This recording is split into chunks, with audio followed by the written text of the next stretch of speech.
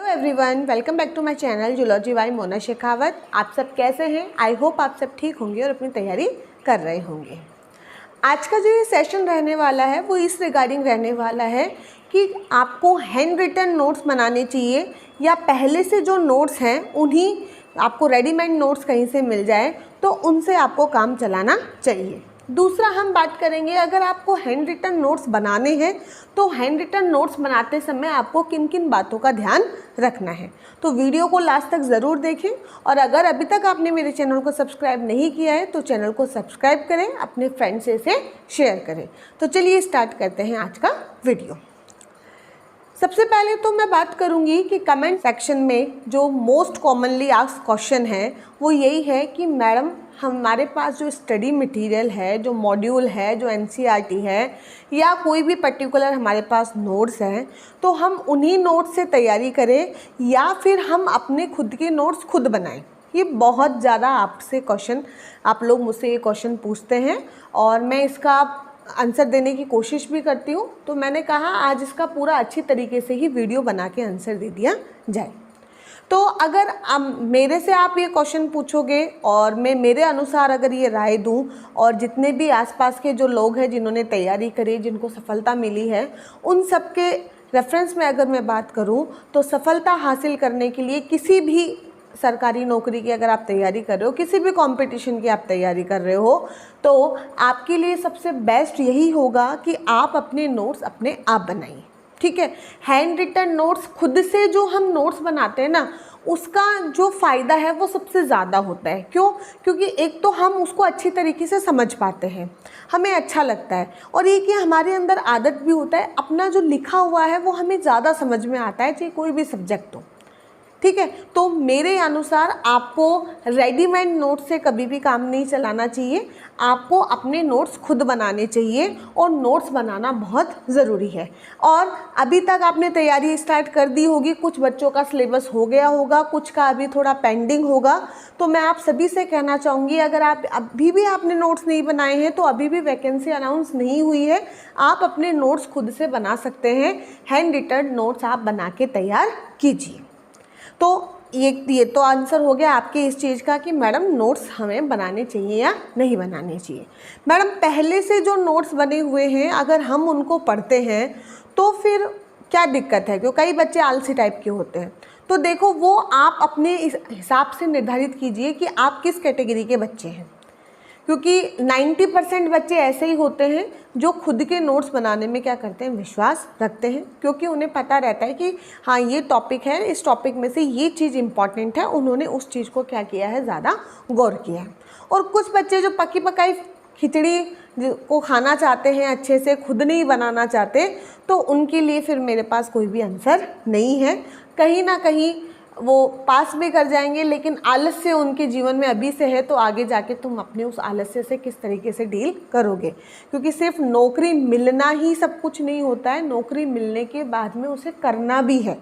और एक ऐसे परिवेश में आपको पढ़ाना है जहाँ पर आपका खुद का ही, आप अगर खुद चाह रहे हो तो आप बहुत अच्छा कर सकते हो मेरे हिसाब से, क्योंकि हम सरकारी विद्यालय में पढ़ाने के लिए, हम सरकारी टीचर बनने के लिए तैयारी कर रहे हैं, गरीब परिवार के बच्चे वहाँ पे आ रहे हैं। तो हमारी ये कोशिश होनी चाहिए कि सिर्फ हम अपना स्वयं का लाभ ना देखें, हम आगे जाके बच्चों को भी पढ़ाएं।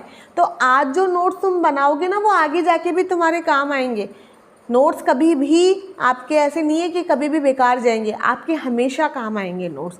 तो आपको नोट्स बनाने ही चाहिए। अब नेक्स्ट मैं बात करूँ, नोट्स बनाते समय मैडम क्या क्या ध्यान में रखना चाहिए। ठीक है, कि मैडम आप कह तो रही हैं कि नोट्स बनाने चाहिए, पर हमें यही नहीं समझ में आता कि हम नोट्स बनाएं तो बनाएं कैसे। हम तो सारी रामायण लिख देते हैं। तो देखो, नोट्स बनाने के लिए एक तो शॉर्ट नोट होता है, एक नोट्स होता है। शॉर्ट नोट में तो हम बिल्कुल कम चीज़ें वहाँ पे ऐड करते हैं। मैं बात करूँ नोट्स बनाने की, तो नोट्स आप बनाओगे तो सबसे पहली बात आपको जो ध्यान में रखनी है, पहले तो आपको कलर पेन यूज़ करने हैं। ठीक है, कलर पेन यूज़ करने। कलर पेन यूज़ करने इसका मतलब ये भी नहीं है कि आप स्केच पेन ले आओ और तरह तरह के रंग, इंद्रधनुष के रंग वहाँ पे भर दो, ऐसा नहीं। 2-3 आपके रेड है, आपके ब्लू है और आपके ब्लैक है और एक ग्रीन है, इन 4 पेन का आप यूज़ कर सकते हैं, क्योंकि बायो है, बायो में डायग्राम बहुत ज़्यादा होते हैं और डायग्राम से ही हम उस चीज़ को समझने की कोशिश वहाँ पर करना चाहेंगे। तो इसीलिए मैं कह रही हूँ नोट्स आप इस तरीके से बनाएं। मैं जो नोट्स बनाती थी उस समय मैं प्रेफर करती थी, मुझे तो A4 साइज़ के जो पेपर होते हैं वो काफ़ी अच्छे लगते हैं, तो मैं रिम लेकर आ जाती थी और एक रिम मैंने ख़रीदी और उसकी 2 या 3 मोटी मोटी कॉपी मैं बना लेती थी, क्योंकि A4 साइज़ पे जो मैं लिखती थी वो मुझे काफ़ी कन्वीनियंट लगता था बजाय नोटबुक ख़रीदने के, तो मैं वो करती थी। ये आपको अच्छा लगे तो आप ये कर सकते हैं, मुझे अच्छे लगते थे। मैं आपको नेक्स्ट वीडियो जो आएगा उसमें दिखाऊंगी कि मैंने अपने नोट्स किस तरीके से प्रिपेयर किए थे, तो आपको एक थोड़ा आइडिया भी मिल जाएगा। ठीक है, तो पहली चीज़ तो आपको कलर पेन यूज़ करने हैं। आप चाहो तो नोटबुक भी यूज़ कर सकते हो या फिर A4 साइज़ के जो प्लेन पेपर होते हैं, जो रिम के पेपर होते हैं जिन पर जेरोक्स निकलती है, आप उनकी भी नोटबुक बना के उसमें आप ये काम कर सकते हो। तीसरा, नोट्स बनाते समय इस बात का ज़रूर ध्यान रखना कि नोट्स में हमें पूरी रामायण नहीं लिखनी है। ऐसे नहीं है कि मानव हृदय आपने पढ़ा है, ह्यूमन हार्ट पढ़ा है और ह्यूमन हार्ट की एक एक लाइन आप लिख रहे हो, it is mesodermal in origin, पहला लाइन आपने ये लिख दी, नेक्स्ट लाइन लिख दी आपने it is covered by pericardium, ठीक है, कि ये हृदयावरणी आवरण के द्वारा घिरा रहता है। ऐसा नहीं होता है ना, आपको बिल्कुल शॉर्ट लिखना है। आपको क्या लिखना है? शॉर्ट, कि आपने ह्यूमन हार्ट लिखा, ह्यूमन हार्ट लिखने के बाद में आपने सीधा लिख दिया मेसोडर्मल, आप समझ जाओगे ना कि इसका मतलब क्या है। आपको लाइन लिखने की ज़रूरत नहीं है। मेसोडर्मल आपने लिखा, उसके बाद में सीधा कॉमा लगा के आपने लिख दिया कि वक्ष गुहा में किस साइड उपस्थित है? वायु उपस्थित। नेक्स्ट लिख दिया बंद मुट्ठी के आकार का। फिर आपने लिख दिया हृदयावरणी आवरण 2 तरीके का, बाहरी और अंतरी, एरो लगा के। पैराइटल और विसरल दोनों के बीच में क्या होता है? फ्लूइड होता है, दोनों के बीच में द्रव्य भरा रहता है। कार्डियम फ्लूइड वहाँ पे भरा रहता है। तो इस तरीके से क्या है, सारी चीज़ें वहाँ पे मेंशन हो जाएगी। तो ये चीज़ें तो आपने मेंशन कर दी। उसके बाद में आप सीधा सा एक हार्ट का सिंपली डायग्राम बनाइए। हार्ट का क्या बनाइए? डायग्राम बनाइए। और उस डायग्राम के अंदर ऐसा नहीं, वो जो हार्ट का पूरा डायग्राम होता है वो नहीं, वो आप जानते हो, इतना भली बात है, आपने MSc की है तो इतना तो पढ़ा होगा आपने। कुछ बच्चे नेट भी क्वालिफाइड होते हैं तो आपने देखा है। आपने वो 4 चैम्बर बना के और उसमें सारा आप सिस्टमेटिक क्या कर सकते हो, दिखा सकते हो। साइड में मैं आपको इमेज शो कर दूंगी कि एक उसी इमेज में आपका सारा क्लियर हो जाएगा। ऐसे नोड कहाँ है, AV नोड कहाँ है, राइट एट्रियम में क्या खुल रहा है, राइट वेंट्रिकल में क्या आके खुल रहा है, वेंट्रिकल से क्या निकल रहा है, सारा कुछ आपका वहाँ पे क्लियर हो जाएगा। और कोशिश करो कि उस एक डायग्राम में आप मैक्सिमम चीज़ों को क्या कर सकते हो, इंक्लूड कर सकते हो। और उसके बाद में फिर उसकी रामायण नहीं लिखनी है आपको, उसकी रामायण आपको नहीं लिखनी है। अगर आपको फिर भी नोट्स बनाने का तरीका समझ में नहीं आए तो आप यूट्यूब पे पर्टिकुलर टीचर्स जो नीट वगैरह की क्लास लेते हैं उनका कोई भी एक बेस्ट टीचर ढूंढ के आप उनका लेक्चर सुन सकते हो। आपको बहुत अच्छे से समझ में आएगा, आपको क्लियर हो जाएगा कि किन बातों को मुझे इंक्लूड करना चाहिए और किन बातों को मुझे इंक्लूड नहीं करना चाहिए। और NCERT की सभी लाइनों का कोई ना कोई मतलब है। NCERT बहुत इम्पॉर्टेंट है, तो NCERT की किसी भी बात को आपको स्किप नहीं करना है, आपको ये ध्यान में रखना है। अब स्किप करने वाली 1-2 लाइन है, जैसे आप इन बातों से चिर परिचित होंगे, ये लाइनें इंपॉर्टेंट नहीं है, लेकिन बाकी जो चीज़ें आपको कई लाइन समझ में नहीं आती है, आप सोचते हो फालतू में NCERT क्या बकवास कर रही है, लेकिन वो बकवास नहीं कर रही है, वो सच्ची में उस बात का कोई ना कोई मीनिंग है, उसका मतलब है, उससे क्वेश्चन बनते हैं। तो आपको हर एक चीज़ के ऊपर क्या करना है, फोकस करना है और ये लगातार आपको बनाए रखना है।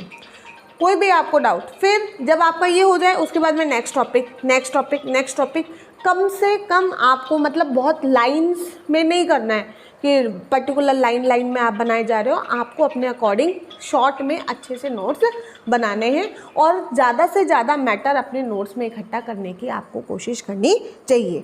तो मेरा जो आपसे कहने का तात्पर्य है, पूरे वीडियो का जो एक सेंस निकल के आता है वो यही निकल के आता है कि आप तैयारी कर रहे हो किसी भी एग्ज़ाम की, किसी भी चीज़ की आप तैयारी कर रहे हो, तो आप अपने हाथ से लिखकर जो नोट्स तैयार करते हो वो सबसे ज़्यादा बेस्ट होते हैं।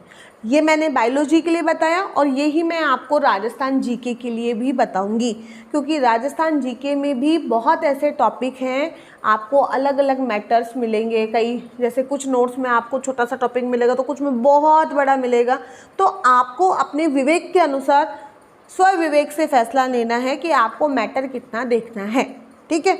बहुत ज़्यादा हाइपर नहीं होना है कि मुझे बहुत ज़्यादा डिटेल में पढ़ना है कि फर्स्ट ग्रेड में आपके टॉपिक लगता है लाला लाजपत राय, बाल गंगाधर तिलक, ये टॉपिक लगते हैं आपके, है ना, ठीक है, वीर सावरकर, तो आप इन वीर सावरकर की जीवनी पढ़ने बैठ जाए, ऐसा नहीं है, इतना नहीं आपको करना है। आपको सीधा सा वीर सावरकर, मैंने आपसे नोट्स भी शेयर किए हैं अपने टेलीग्राम चैनल पे, आप उनकी हेल्प ले सकते हो।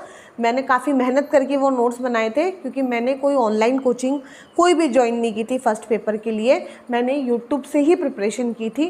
तो उस समय मैंने पूरी कोशिश की, अलग अलग वीडियोस देखे और मैंने वो मैटर इकट्ठा किया था। तो मैंने आपसे इमेजेस वहाँ पे शेयर कर रखी है मेरा टेलीग्राम चैनल पे, जिसका नाम है जूलॉजी बाय मोना शेखावत। आप जाके उसको ज्वाइन कर सकते हैं और वहाँ से वो चीज़ें ले सकते हैं। तो लास्ट में मैं आपसे यही कहना चाहूँगी कि आपको हैंड रिटन नोट्स तैयार करने हैं। नोट्स तैयार करते समय आपको ध्यान रखना है कि बहुत ज़्यादा बातें आपको सीधी सीधी लाइनें वहाँ पे नहीं लिखनी है, आपको एक लाइन को शॉर्ट में इस तरीके से लिखना है कि आपको वो समझ में आ जाए, ठीक है। हृदय 4 कक्षों में बटा रहता है, ये लिखने की बजाय सीधा लिख दो 4 कक्ष, और 4 कक्षों के आगे नाम लिख दो 2 आलिंद 2 नीले, सीधा सा बात है। फिर आलिंद आलिंद के नीचे लिख दो, इनके बीच में कौन सा है भाई, आलिंद और आलिंद के बीच में जो सेप्टा होता है वो कौन सा हो जाता है, अंतरा आलिंद पट। नीले नीले के बीच में अंतरा नीले पट। कहाँ बाइकस्पिड होते हैं, कहाँ ट्राइकस्पिड होते हैं, ये वॉल्व मेंशन कर लो। हृदय की धमनियाँ मेंशन कर दो, लब और डब। तो वो सब चीज़ें आपकी क्या हो जाएंगी, वहाँ पे क्लियर हो जाएंगी। एनसीईआरटी को बहुत अच्छे से आप कीजिए, ज़्यादा भारी मैटर पे मत जाइए, पहले इनिशियल लेवल पे जो आपके पास मैटर है ना उस पे आप वर्क कीजिए, बहुत ज़्यादा आपके लिए ये ज़रूरी है। क्योंकि ये मेरी भी प्रॉब्लम थी, मैं मैटर को लेकर काफ़ी सीरियस रहती थी कि नहीं मुझे बहुत ज़्यादा पढ़ना है। ज़्यादा नहीं पढ़ना, आपको स्मार्ट स्टडी पढ़नी। ज़्यादा पढ़ के आपको पीएचडी थोड़ी ना करनी है एक टॉपिक पे। पीएचडी में होता है ना कि कोई टॉपिक दिया, आपने थीसिस लिख दिया, आपको थीसिस थोड़ी ना लिखनी है, आपको तो कोई पर्टिकुलर क्वेश्चन आएगा जैसा कि सिलेबस है उसके अकॉर्डिंग। और सिलेबस में तो बहुत सारे टॉपिक है। एक हार्ट को अगर मैं डिटेल में पढ़ने लग जाऊंगी तो मुझे कोई कार्डियोलॉजिस्ट का एग्जाम थोड़ा ना देना है, मैं नीट पीजी थोड़ा ना दे रही हूँ कि मुझे उसके अंदर मुझे ये पूरा का पूरा मेरा स्पेशल पेपर लग रहा है कि मैं इसकी स्पेशलिस्ट बन रही हूँ तो मुझे उसके बारे में हर चीज़ पता होनी चाहिए, ऐसा नहीं है। आपको जितना एनसीईआरटी में है या फिर आपकी कॉलेज की बुक्स में जितना मैटर है उतना आप देखो, उससे ज़्यादा आपको बहुत हाई जो फॉरेन ऑथर की जो बुक्स हैं वगैरह वो पढ़ने की आपको इतनी नीड नहीं है, उनके ऊपर आप फोकस मत करना। कुछ नेट क्वालिफाइड जो बंदे हैं, क्योंकि वो उन्होंने उस समय ऐसी बुक्स पढ़ी होती हैं, तो आप बैरिंगटन की बुक पढ़ी हुई है, ये बुक पढ़ी हुई है, गिलबर्ट की पढ़ी हुई है, आप नहीं भी पढ़ोगे तो भी काम चलेगा। तो आप अपनी तैयारी को स्मार्ट तरीके से कीजिए, अच्छी तरीके से कीजिए, ज़्यादा डीप में मत जाइए, ज़्यादा डीप में मत जाइए।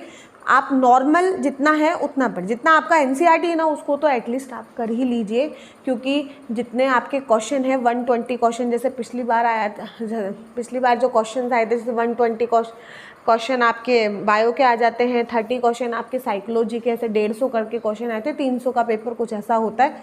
तो आप क्या कोशिश करो कि 120 में से अगर आपके बहुत ज़्यादा डीप में कोई क्वेश्चन आता है ना तो बहुत कम ही बच्चे उसका दे पाते, बहुत कम क्या ना के बराबर ही, क्योंकि फिर वो ऐसा क्वेश्चन ऊट पटांग पूछती है आरपीएससी जो हमें भी नहीं पता होता, छोड़ देते हैं कई बार। जैसे इस बार जो आरपीएससी जूलॉजी का जो पेपर आया था, आरपीएससी असिस्टेंट बैंक जूलॉजी का, आप देखोगे तो आप देखोगे कि फर्स्ट पेपर में बहुत सारे क्वेश्चन बहुत ज़्यादा डीप पूछ लिए गए, तो वो नॉर्मली बच्चे उससे डील नहीं कर पाए, ठीक है। तो पहले मैं ये भी नहीं कह रही आपको डीप नहीं पढ़ना, मैं ये कह रही हूँ पहले आप जो नॉर्मल चीज़ें उनको करो, उनमें आप मास्टरी करो, उसके बाद में जब आपके पास टाइम बच जाए तब आगे पढ़ लो। कौन मना कर रहा है आपको, पढ़ लो, कोई दिक्कत नहीं है, लेकिन पहले उन चीज़ों के आपके ऊपर आप क्या करो, अपना फोकस करो।